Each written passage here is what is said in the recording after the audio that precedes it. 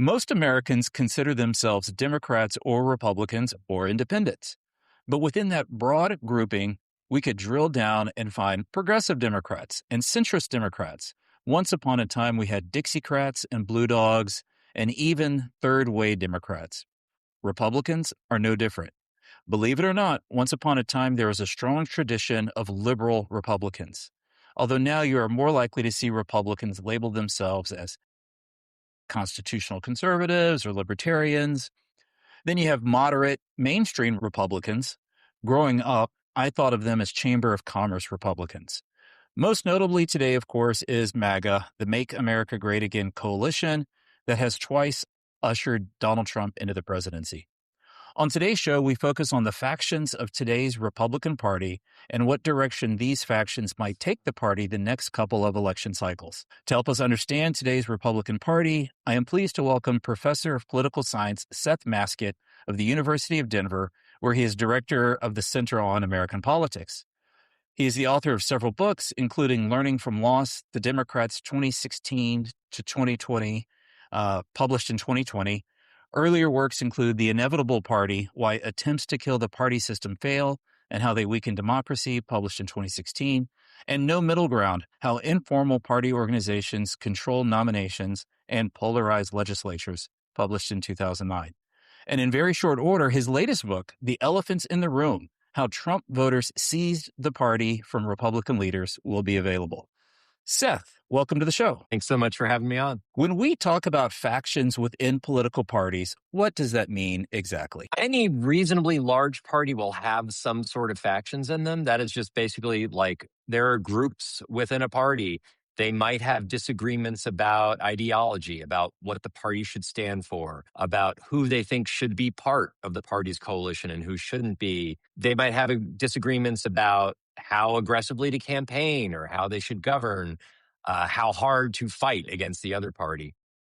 Sometimes factions are really kind of very much tied to a particular personality. The MAGA faction of the Republican Party is very closely tied to Donald Trump, obviously today.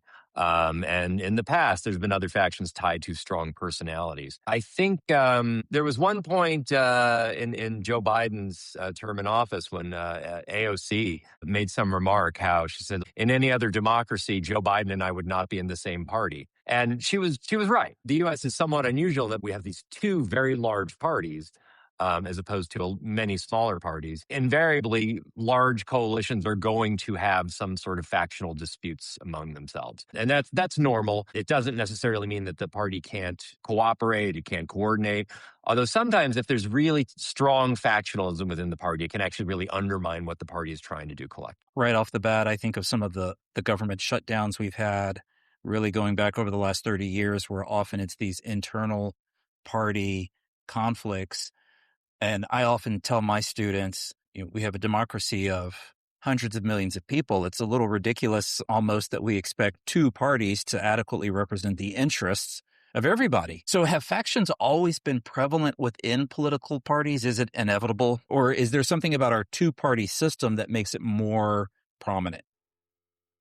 I think it's reasonable to describe factions as inevitable within parties, although I guess how deep those factions run are somewhat contingent on basically how many parties there are, how large the country is. We've had a lot of variation in party factions just over the course of U.S. history, and how deep those factions can run, how destructive they are to a party. The Democratic Party in the mid-20th century is, I think, a great example of a highly factional party. That was just a very large party. It's sort of still coming out of the New Deal, the Great Depression era, when the Republicans were largely discredited. A huge number of people were in the Democratic Party, including both Southern white segregationists and Northern integrationists, Northern blacks, Northern liberals, all within the same party, all calling themselves Democrats. And no one was more correct than the other, but they had a lot of disagreements on race and a number of other issues that made it hard for that coalition to hold together over the years. Eventually, it did split. In the second half of the 20th century, you start to see a lot of the Southern Democrats move their way out of the party, either retire, become Republicans, and the Democratic Party became much more uniformly liberal after that. But for a while, it was a very difficult coalition to manage, just because it had that huge range of views within it. You could also see probably a more dramatic example might be the Whig Party, which was one of the first nationwide parties we had in the United States. It was pretty dominant in the first half of the 19th century.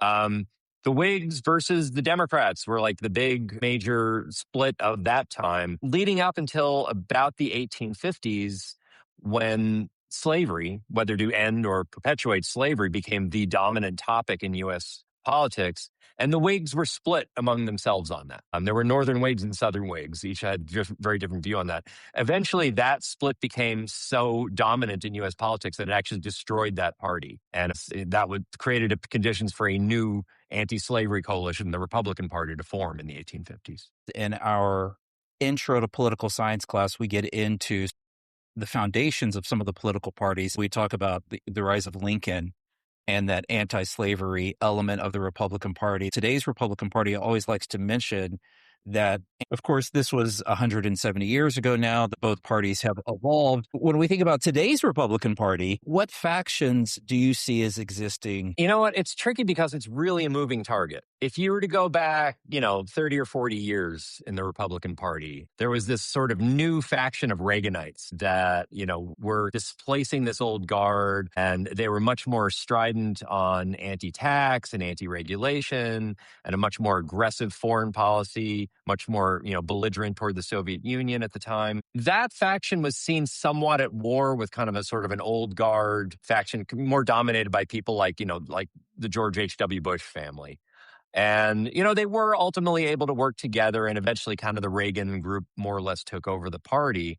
But that created some challenges at the time. Today, it's a pretty different story, where you really have this dominant MAGA faction, for want of another term. I tend to think of these folks largely as conservative populists within the party. Conservative populism was this very fringe movement within the Republican Party in the early 1990s, mid 1990s. It became more popular thanks to people like Pat Buchanan and Rush Limbaugh on talk radio, and even Fox News and Newt Gingrich had a role in this. And it slowly grew with time, and now is basically the dominant faction within the party.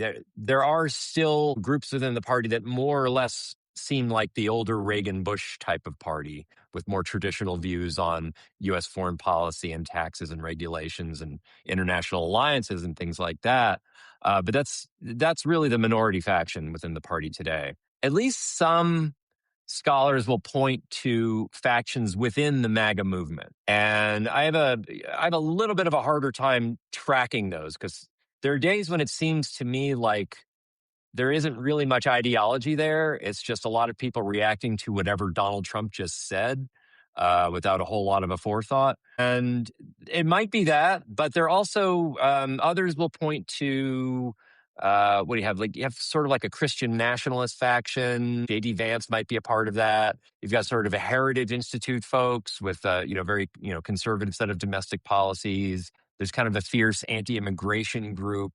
Stephen Miller is kind of dominant in that. But these factions do tend to move around a little bit.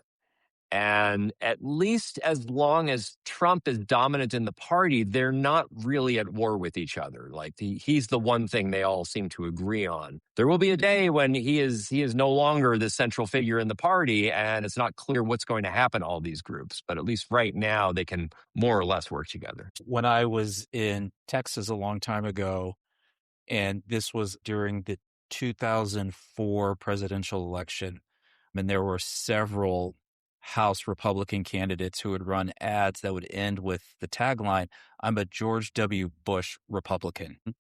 I've always told students that story in my Southern politics class when we talk about people like Huey Long, and you would have these politics of personality. As you mentioned, there was this Talmadge family dominance in Georgia. This idea of personality-driven politics really seems to matter.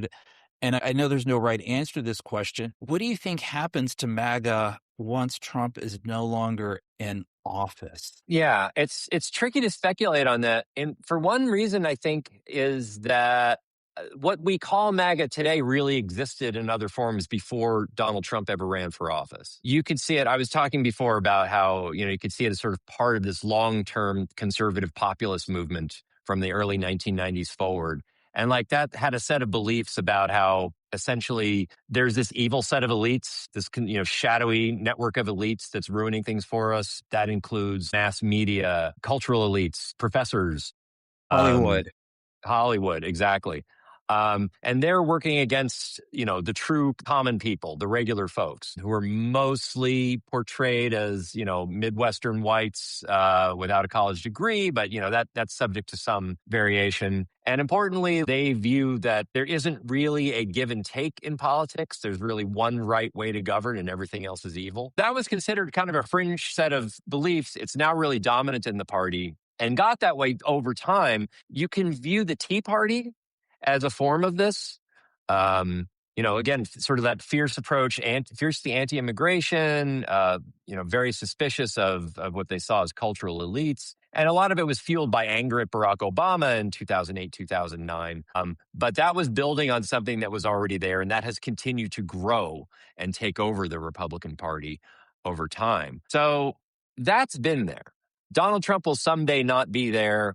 MAGA, whatever we want to call it, I think will still exist in some form. It may not be as dominant within the party as it is today. One thing that really, caught my attention in early 2024, if you remember, the presidential nomination contest had come down to Donald Trump and largely Nikki Haley by the end. After the New Hampshire primary, they were battling it out in a bunch of primaries and caucuses around the country. And for a little while, she was getting around a third of the vote. And that was a third of the vote from Republican voters who expected Donald Trump was going to be their nominee and still wanted to cast a vote for something else anyway. As I see it, those people still exist within the party. They're not in charge, and they won't necessarily be in charge once he's gone, but they will have a somewhat louder voice than they do now. I think it's going to be much more of a contest about the direction of the party for some time between this sort of whatever MAGA is and that sort of that sort of older guard. Do we see the same thing reflected at the state level in legislatures? As far as I know state and local politics often run to a different beat than what's happening in D.C., but is MAGA just as strong at the state level, or is it some states more than others? I don't know if we have a good way to measure whether it's as strong or stronger at the state level. But these type of politics are very predominant at the state level now as well. And there's a couple of things driving that. One of them is there's just been an increasing nationalization of American politics over the last several decades. That has nothing necessarily to do with Trump. That was going on long before he got there. That has a lot to do with the demise of local media, the demise of local newspapers. Most people learn about politics today through national news sources like Fox or the New York Times or CNN, and there just isn't as much local coverage anymore. So mostly people learn about national issues. That's what they're concerned about. I've seen a fair amount of polling from state races for governor, races for state legislature, other state offices. And almost invariably, if you ask voters, like, what's the most important issue facing you in this election, they'll say it's about Donald Trump. Right? Either they want people to support him or they want people to oppose him. State legislators have really no power in that area, right? A governor has very little power in that area, but that's just the first thing on people's minds. And so that has a way of driving national politics. You also see on the Republican side, there's a lot of Republican activists who are focused on they're not just focused on national politics, they're trying to inject local politics, which more of a national focus, and to essentially recruit people more into that line of thinking. You have party nomination systems. Party primaries are dominated heavily by political activists who are thinking about what's going on nationally.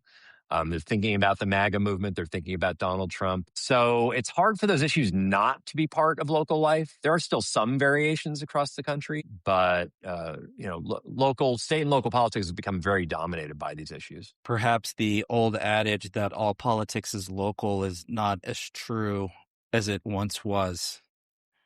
I And don't think it's that true anymore. yeah, yeah, Yeah. I think of some of the moves that Trump has done as representative of control of the Republican Party. So, as an example, the recent redistricting wars that are ongoing right now, I think Tom DeLay insisted that Texas engage in mid-decennial redistricting when Republicans finally took over the Texas legislature. So what Trump is doing now isn't new. He's maybe doing it to a more in depth or to a greater degree, but it's not new. And some of that to me was okay. And this comes up a lot in my Southern politics class, thinking about the Republican Party and the Southern influence on the party. It has a particular hook within Southern politics. And it's interesting because in some ways, a lot of the changes that have gone on in the Republican Party over the last 20, 30, 40 years have to do basically with a lot about, Southern whites slowly moving into the Republican Party and those folks becoming more central to how the party is thinking about politics. It is a very conservative, particularly very racially conservative group of voters. For like 100 years, that same group of people were very loyal Democrats. They have become very loyal Republicans. Donald Trump has done a lot of outreach to them. What we've seen just over the last couple of weeks with regards to new redistrictings, very common throughout the South, and a lot of the appeals to, Confederate history and restoring some names to forts and restoring statues from the, from the Confederacy. That is a lot of that, like Trump appealing to that much more Southern-based coalition than we had seen in previous U.S. politics. So that it is nationwide, but this has the Southern aspect is having a big influence on it. You've done some recent work on how MAGA is working with, or maybe against the more established Republican Party. In your recent book, The Elephants in the Room, How Trump Voters Seized the Party from Republican Leaders. How does a faction seize the party or take over? Is this something that you think MAGA wanted all along? Or is it just over time, the goal appeared in front of them and they realized, hey, we can seize the party? A conservative populist tradition was there for a long time. I think ultimately they wanted to take over the party, but they were also, they had a different vision for the party, but also saw themselves as a minority within the party for a long period of time. But as, a lot of political movements find, the key to controlling a party is controlling its nominations.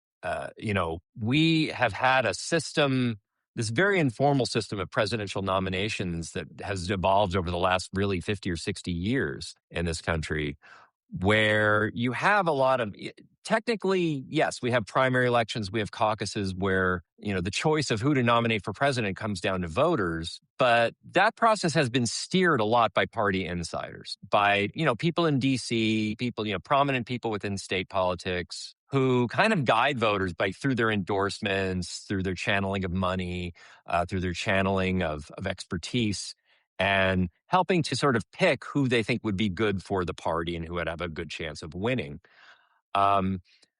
What's fascinating is that whole system kind of fell apart on the Republican side in the age of Trump. And we saw this in 2016, where you had a lot of party insiders who were really not comfortable with Donald Trump being their nominee, completely failed to organize to stop him. Or their support was very scattered among other candidates at the time in 2016. And him, thanks to his fame, thanks to his wealth, he was really able to just dominate those early primaries and caucuses. We saw, and what my book focuses on is what happened in the 2024 cycle. In particular, I'd spent a lot of time surveying and talking with local party leaders, Republican county party chairs all across the country in 2023 and 2024, to get a sense of, who they liked for president, who they wanted to lead their party and run against Joe Biden or whoever the Democrats were going to put up in 2024. What really struck me about it is that a lot of these local party leaders did not want Donald Trump to be their nominee again. They liked his first term in office. They were generally very happy with it.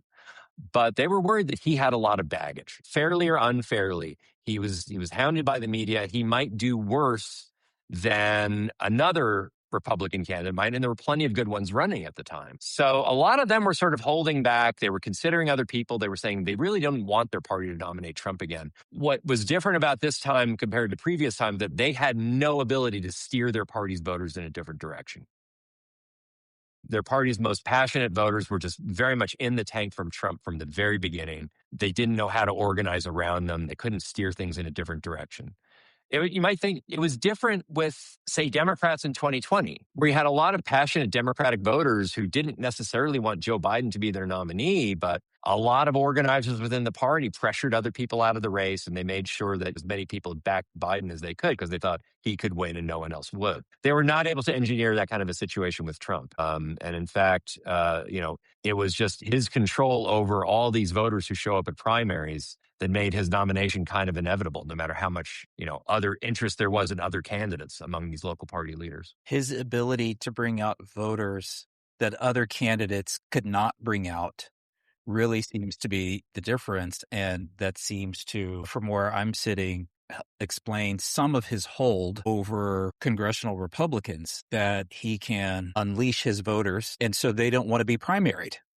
The latent power of the MAGA faction, if you will, seems to be my takeaway, from our conversation here today. And I'm going to put a link to all of your books in the show notes. Seth, I really appreciate your time. Again, we've had Seth Masket from the University of Denver on with us today. Do you have a go-to source that you would recommend to students, college students, or really just anybody out there who's looking to learn more about political parties as they exist now, or how they got to where they are now? Well, I'll continue to plug my own work because I like to do that sort of thing. I do appreciate you mentioning my books. I maintain a Substack newsletter called the SMOTUS Report, SMOTUS. That's Seth Masket of the United States. You can find it at smotus.substack.com. And I talk a lot about political parties in there. I talk a lot about what we understand about the modern Democratic and modern Republican parties and how they're changing and how they're preparing for upcoming elections. I might also recommend, if you're interested sort of in understanding the Republican Party today, understanding, factions within MAGA, there's a really interesting recent book by Laura Field called Furious Minds, The Making of the MAGA New Right. I would also encourage people to check out some of the works of political scientist Rachel Bloom. She wrote an excellent book a few years ago on the Tea Party, and she has some newer material on what we're seeing in the Republican Party today and the different factions therein. Thank you so much. Once again, Seth Masket from the University of Denver. Thanks for your time. Great talking to you. Thanks so much.